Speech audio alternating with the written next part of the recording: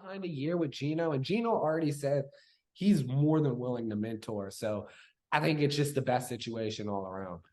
I agree. And because Gino's an adult and he went through everything that he went through with the Jets, teammate busting him in his mouth, was out because of Yeah, that, bounced around the league hell of a some. Well, story. not even Hell of a bounced, but I story. mean, sat behind Russell, came back, and You root for a guy like Gino, and I really you do. do.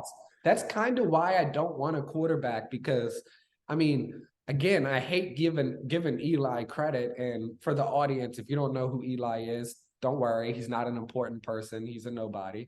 But he said that Gino kind of has like that Kurt Warner feel to him. Yeah. I mean, I maybe mean, I'm not comparing them, obviously, saying they're going to be Hall of Fame, but it's the type of situation where you just root for the guy and you want to yeah. see him hit the highest of heights. Well, and at the same time, right? They didn't pay him a little bit of money. I mean, 35 million a year, that's pretty solid. I mean, they probably have an out in the third year. I think even Derek Carr's contract is structured to where they have an out after 2 Yeah, years. it's Um, very cap friendly because the Saints are yeah, in cap hell every single yeah. year. Well, they exactly why they need to stop putting the money down the road and actually just finish paying everybody and get back on track. But anyway, I think that's the right decision because I mean, Gino's an adult. He's been through stuff. He can coach him through it. He looked good last year. And Pete Carroll's not going to ask him to do everything. He's going to ask them to make plays on the move. And if he can develop as a passer a little bit, is he maybe the best or second best running quarterback in the league, like off rip?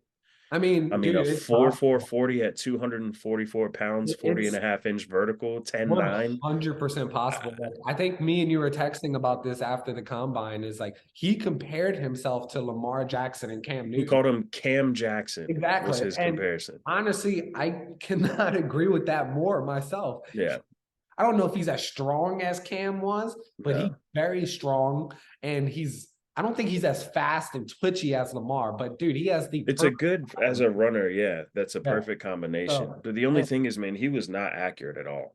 really? So, I At mean, all. obviously, yeah. So that's one thing that he'll need to improve. But I think when you have a guy like DK and Tyler Lockett, and then I mean, I said it already. I want the Saints to get him. I love it for the Seahawks to get him too. Like Darnell Washington, you have big targets or like a Tyler Lockett who's just a really smart guy who knows how to find the open zones. You know, Yeah. like, it makes those accuracy issues dissipate. Maybe not dissipate, but at least you can help learn. Because I mean, we've mentioned this on the podcast before. One of the biggest things, like, yeah, Josh Allen went to the quarterback guru. I'm blanking on his name. Palmer, Jordan Palmer. There we Yeah, go. Jordan Palmer. He went to the quarterback guru who was like worked with everybody Yeah. and helped him with his accuracy. But what really freaking helps him with his accuracy is when you get an elite level wide receiver like Stephon did it. Oh, absolutely. And I'm not And that's saying why it's DK is perfect for him to obviously go to the that. Seahawks. Yeah, and like DK is not that, but DK is a really freaking good wide receiver. He could, and so is Tyler Lockett.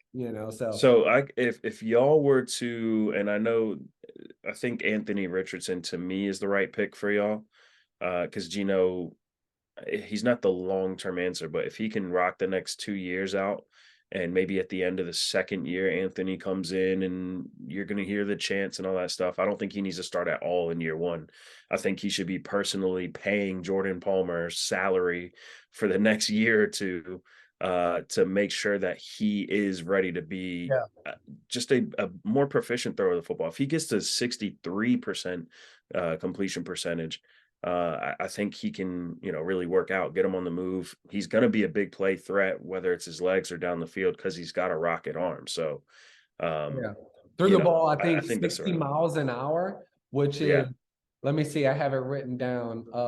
tied for highest in the league. Yeah, second or no, it was second, but all time behind Josh Allen. Yeah, So, and obviously, I'm sure, like we always mentioned this already, but like combine records across the board and 40 broad jump, or no, it wasn't a combine 40, sorry, but broad yeah, jump, not the combine.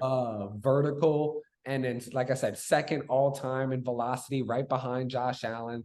But it was Yeah. the fourth fastest 40 of all time. So, like, Yeah. that's elite athleticism right there.